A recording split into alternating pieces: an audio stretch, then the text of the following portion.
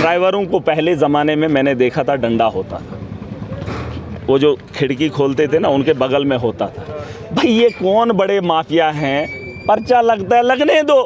और मैं उतना ही इज्जतदार हूँ जितना मेरी गरीब की आप इज्जत करोगे। अगर उसकी इज्जत नहीं करोगे तो मैं तुम्हें छोड़ने वाला नहीं हूँ। जिस आदमी से अड्डा मांगा जा रहा है कम से कम वो तो हिम्मत करे गाड़ी बीच में लगा ले, इतना तो कर सकता है शीशे चढ़ाकर। ये सब के सब दलाल हैं, दल्ले हैं, इन्होंने पैसा खाया है, इन्होंने म्यूनसिपैलिटी को लूटा है, इनको शर्म हया तो है नहीं। इनके घरों की तामीर हुई है गरीब के खून पसीने से। महीनों के बाद लॉरी अड्डे का टेंडर हुआ और टेंडर में ईओ जो घट भी वीडियो है और म्यूनसिपैलिटी का ईओ भी है।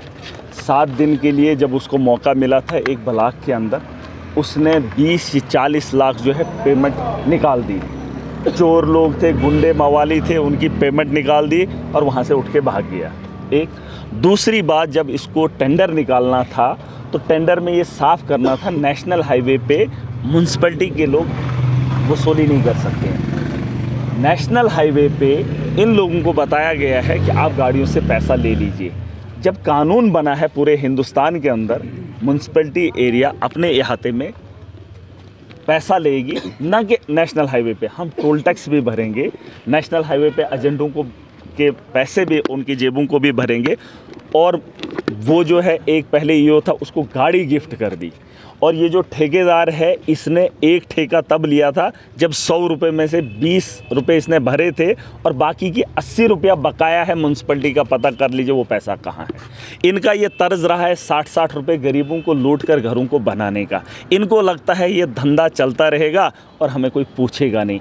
मैंने कहा नेशनल हाईवे पे ड्राइवर हजरात सुन लें, एक आदमी अड्डा लेने वाला है, एक आदमी।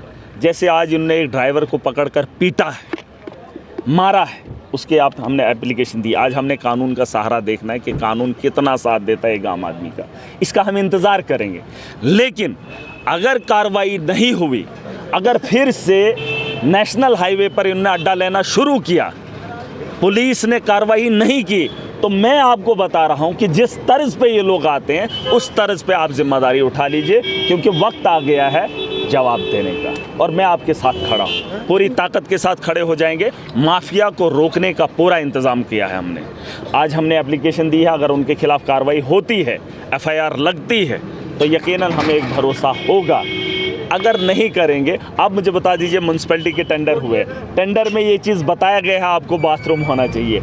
यहाँ देख लीजिए, ये पार्किंग है, इतनी गाड़ियाँ लगी, वो बस है, ये पार्किंग में लगी। आप देख लीजिए, ये जो बस है इन्होंने रोड पे लगाई है ब्रेक लगाने के लिए। अगर ईओ किसी ने कहा आप ईओ से बात कर लीजिए, मैं ईओ से क्या बात करूं?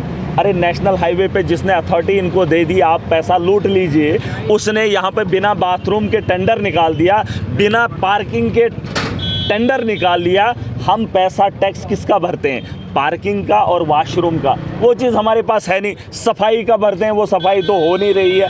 मुझे बता दीजिए, सिर्फ चलने का अगर म्यूनसिपैलिटी के अंदर बात उठेगी तो सिर्फ एक गाड़ी को 5 या 2 रुपये चलने का देना पड़ेगा। कितना? 2 या 5 रुपये। ये जो 50 रुपये ले रहे हैं उसमें बाथरूम का है, उसमें पार्किंग का है, उसमें बहुत सारी चीज़ों का है। इसने पैसा खाया है, टेंडर दिया है। और माफिया का काम है बड़े अफसरों के साथ बगल में बैठकर उनको यार बनाकर लोगों को लूटना। लेकिन महराज उतना इज्जतदार नहीं है कि मेरे गरीब की अगर इज्जत नहीं होगी तो मैं बहुत बड़ा बेइज्जत हूँ और किसी भी हद तक किसी के गरीब तक जा सकता हूँ। और वो आपको मैंने कई बार बोला है, मुझे भी बताया गया मैं इज्जतदार हूँ। मैं उतना ही इज्जतदार हूँ जितना मेरी गरीब की आप इज्जत करोगे। अगर उसकी इज्जत नहीं करोगे तो मैं तुम्हें छोड़ने वाला नहीं हूँ। और जो नेशनल हाईवे पर अड्डा लेगा मैं उसे बख्शने वाला नहीं हूँ। और जिन लोगों से मांगता है, ड्राइवरों को पहले ज़माने में मैंने देखा था डंडा होता था, वो जो खिड़की खोलते थे ना उनके बगल में होता था। भाई ये कौन बड़े माफिया हैं, पर्चा लगता है लगने दो। एक आदमी को पकड़ के आप अंदर कर दो, उठा के ले जाओ। प्रोवोक कर रहे हो? नहीं प्रोवोक नहीं, अरे ये गुंडागर्दी शरेआम कर रही है। ये फिर वही बात कर रहे हैं। क्या कानून? अब कानून, मैंने कहा हमने कानून का सहारा लिया। मैं 1 घंटा थाने के अंदर रहा, अभी मैं बैठ कर आया हूँ, बात करके आया हूँ। और ये इलीगल ये चीज़ें हो रही हैं। अगर शरेआम इनको शेल्टर मिलेगा, ये कुछ लोग हैं जो गरीब के खून पसीने पे पल कर, पैंट बूट डालकर, गाड़ियों में चलकर, चश्मा लगाकर बताएंगे हम रईस हैं। इनकी पीठ के पीछे पूछना कि लोग इनको क्या बोलते हैं। और महराज को हैसियत है इनकी बात करने की। अरे मेरी पीठ के पीछे लोगों को पूछो, दीवाने हैं महराज को देखने के, इनको तो शक्ल देखना ये पसंद नहीं कर रही है, इतने बड़े चोर।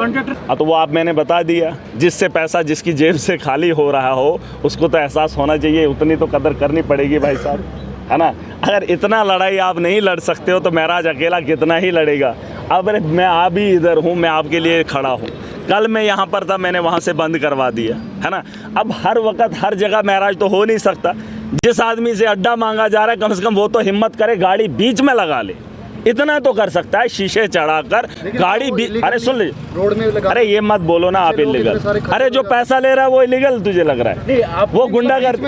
अरे देखिए ये सब के सब दलाल हैं, दल्ले हैं, इन्होंने पैसा खाया है, इन्होंने म्यूनसिपैलिटी को लूटा है, इनको शर्म हया तो है नहीं। इनके घरों की तामीर हुई है गरीब के खून पसीने से। इनको अच्छा लगता है गरीब को 60 रुपये जेब से निकालना, लेकिन उस गरीब से पूछ लेना अगर वो 60 रुपये बच जाए ना, उसके बच्चे के लिए उसके पेन का इंतज़ाम होगा, कापी का इंतज़ाम होगा, जो ये शराब और चरस में उड़ा लेते हैं। इसी बात सुन लें, जिस आदमी को लूटा जा रहा है उसको 10-10 रुपये बनाने में बड़ी मुश्किल हो रही है। मैं ये कह रहा हूँ कि उस आदमी को अपने बच्चों के लिए, अपनी नस्लों के लिए जागना पड़ेगा और ये लड़ाई लड़नी पड़ेगी। जितना मुझसे हो सकेगा उससे ज़्यादा ताकत लगाऊंगा, माफिया को पनपने नहीं दूंगा, चाहे ताकत के बल पे आए, चाहे कानून के दम पे आए। और कानून कभी भी इनको इजाज़त नहीं देता है कि नेशनल हाईवे पे आप किसी गाड़ी से अड्डा लें, है ये गाइडलाइन है। और उस गाइड, अरे वो बोलते हैं वो मत पढ़िए, जो मैं बोल रहा हूँ वो पढ़िए, और जो क्राइटेरिया है जो पूरे देश के अंदर उसे जानिए। जो नेशनल हाईवे पे गाड़ी चलती है, नेशनल हाईवे पे रुकती है, वो उनका काम है, वो पुलिस का काम है कि गाड़ी क्यों रुकती है नेशनल हाईवे पे, वो म्यूनसिपैलिटी के दंगाइयों का काम नहीं है। और जिन लोगों से वो पैसा लेते हैं, मैं कह रहा हूँ शीशा बंद करके गाड़ी बीच में लगा लीजिए, मुझसे उम्मीद लगाइए महराज हाजिर। पुलिस स्टेशन के अंदर को आप तलवे चाटे हैं लोगों को, मुझसे थोड़ी मांगते हैं जेब से। देखो मैं मुसलमान हूँ, मैं ईमान वाला हूँ। अगर गरीब कोई खाना खा रहा है ना, वो निवाला अपने मुँह में ले रहा है।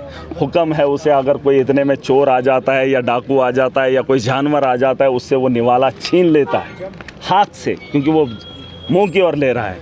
तो यकीन मानिए उसको इतनी इजाज़त है कि उसके हलक से निकालकर दोबारा से वो निवाला अपने मुंह में डालने की इजाज़त है। उसे छीनना पड़ेगा, उसके मुंह से निकाल कर अपने मुंह में डालना है। अपना हक मत लूटने दो।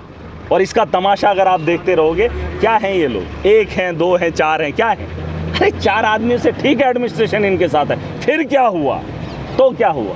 अरे लोग हमारे साथ हैं, मजलूम हमारे साथ है। एक आदमी को परेशानी होगी लेकिन फायदा भी तो लोगों होते हुए, इतनी यूनियन होते हुए बोल दिया नेशनल हाईवे पे अड्डा नहीं लिया जाएगा, किसी को भी इजाज़त नहीं है। और जो लेने वाला है, मैं आपको वीडियो बना लीजिए, देखिए वो बात की बात है, वो देख लेंगे, उसमें मैंने बहुत सारी चीज़ें मेंशन की है।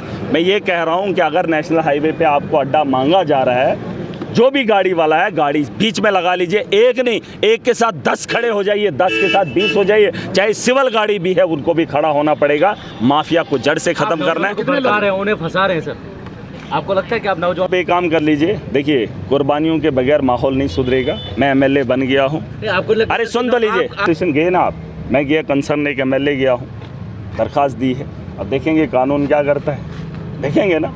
वही तो मैंने कहा, मैंने तो स्टार्टिंग में कहा कानून का सहारा लिया है, देखेंगे कानून किस हद तक जा सकता है। अगर सुन लीजिए, अगर कानून और एडमिनिस्ट्रेशन इनको फिर से चंदा वसूलने के लिए नेशनल हाईवे पे अलो करेगी, तो आपको क्या लगता है मैं इनको धंधा करने दूंगा? और आप बोल रहे हैं प्रोवोक करें, फिर लुटने दो। अरे ये इज्जत ही है तो जो आपके जेब में से निकाली जा रही है। बात इज्जत की वो नहीं है कि आपकी इज्जत लूटी जाती है, आपकी इज्जत वो भी है कि आपकी जेब से कुछ छीना जाता है, आपके बच्चों का निवाला आपसे छीना जाता है। इज्जत का लिहाज वहाँ पर भी करना है। और मुझे लगता है ये तरीका अच्छा रहेगा, क्योंकि एडमिनिस्ट्रेशन कोऑपरेट कर रही है। ईओ सुन लीजिए, जब उसको 7 दिन के लिए ट्रांसफ़र हुई थी, वीडियो बना था वो, उसने 7 दिन के अंदर 20-30 लाख की पेमेंट कर दी थी, और वो सारी की सारी फ्रॉड है। उस पर भी कार्रवाई बिठा रहा हूँ और डीसी साहब को मैं एक चिट्ठी लिखूंगा। और आज वो ईओ बना है, बिना यहाँ म्यूनसिपैलिटी के अंदर कोई चीज़ें है ही नहीं। मैं कहता हूँ कि 5 रुपये नहीं, 2 ही रुपये बनेगा एक गाड़ी का म्यूनसिपैलिटी में चलने का, क्योंकि उसके अलावा आप देखो सड़कों पे गाड़ियाँ लगी हैं। ये कौन सा म्यूनसिपैलिटी ने बनाया? ये म्यूनसिपैलिटी के बनाए हुए। अरे म्यूनसिपैलिटी को वो चीज़ें बनानी है जहाँ पे पार्किंग होगी। अभी अड्डा बना ही नहीं है, अड्डा लिया जा रहा है। सफाई हो नहीं रही है तो सफाई के पैसे ले रहे हैं। अरे किसी चीज़ का तो पैसा, अड्डा क्या है? टैक्स, मैं नहीं कह रहा हूँ टैक्स नहीं देना है, टैक्स देना है, लेकिन देना किसके लिए है? भाई वो चीज़ें आपके पास है, अड्डा है, आपके पास वॉशरूम है, बाथरूम है, अरे बदबू आ रही है यहाँ से ऊपर तक, जितना भी चलोगे बदबू से भरा हुआ, और इसके हम पैसे देंगे और इन चुट्टों को पालेंगे। अरे चुट्टों को पालना थोड़ी है, फिर इनकी डैल देखना, फिर वो माफिया बनी। सर सुबह एक एक्सीडेंट हुआ तो का मैं एमएलए, सुन लीजिए, मैं एमएलए जब बना था तो उसके फ़ौरन बाद मैंने कुछ मीटिंग्स ली थी। मैंने एससी को बोला था, मैंने कहा था कच्ची नालियाँ आरएनबी के यहाँ पर जो एक्सजन है उनको भी मैंने बोला था, हर आदमी को मैंने बोला था आप कच्ची नालियाँ निकाल लीजिए। ये जो हादसा ये तो होना था, ये तो एक अलग बात है, लेकिन हम एहतियात भी कर सकते थे, एडमिनिस्ट्रेशन की जिम्मेदारी थी। मैंने उनको बताया था आप कच्ची नाली निकालिए, आप पक्की नहीं कर सकते, लेकिन कच्ची। वहाँ पे जो मिट्टी आई है, चिकनी मिट्टी, क्योंकि जब बारिश पहाड़ों पे गिरती है तो जब वो पानी चलता है तो पानी के साथ जो ज़र्रे आते हैं वो बड़े बारीक होते हैं, और जब वो ज़मीन पर रुक जाते हैं तो वो इतने फिसलन होते हैं कि आप क्या कोई भी आदमी उससे फिसल कर गिर सकता है, क्योंकि फिसलन वाला होता है, क्योंकि छोटे छोटे ज़र्रे आते हैं और वो बहुत मुलायम होते हैं, इतने मुलायम होते हैं कि कोई भी सड़क का हादसा या कोई भी इंसान उसका शिकार हो सकता है। आपने देखा होगा जब बारिश का पानी चलता है तो वो जो बीच में वो जो मिट्टी के ढेर लगते हैं वो बड़े बारीक होते हैं, पर ये पहाड़ों से होकर जब आता है वहाँ पे नाली ना होने की वजह से वहाँ पे जब मिट्टी जमा हुई तो फिसलन हुआ, तो यकीनन उसका भी शिकार हुआ। तो यही बातें हैं, आपको जागना पड़ेगा और सबकी जिम्मेदारी, कल आपकी जिम्मेदारी, मैं आपको ये काम दे रहा हूँ कि नेशनल हाईवे पे आप चले जाइएगा, सुबह भी, दोपहर को भी और शाम को भी एक रिपोर्टिंग करेंगे। मुझे वहाँ से बताएंगे कि यहाँ पे चार्जेस लिए जा रहे हैं कि नहीं। अगर लिए जा रहे होंगे महाराज आपको दिखेगा वहाँ पे। देखिए आपकी जिम्मेदारी है, कोई जिम्मेदारियाँ आप उठा लीजिए, वहाँ पे वीडियोस जाकर बना लीजिए। देखिए ये आपकी जिम्मेदारी है, आपको मैं काम बता रहा हूँ। आप सुबह जाएंगे, वहाँ पर देखेंगे, अगर पैसा ले रहा है वीडियो बनाएंगे और उससे आप पूछेंगे ये नेशनल हाईवे आप पैसा क्यों ले रहे हैं। और उन नौजवानों को भी जो लोग काम करने वाले वो मजदूरी करके इन लोगों को पालेंगे हैं। और आपका भी फ़र्ज़ बनता है, आप भी थोड़ा हिस्सेदारी डाल दीजिए, हम भी डालेंगे, और आप देखेंगे अड्डे क्या सब कुछ बंद कर देंगे। जो है फायर हुई है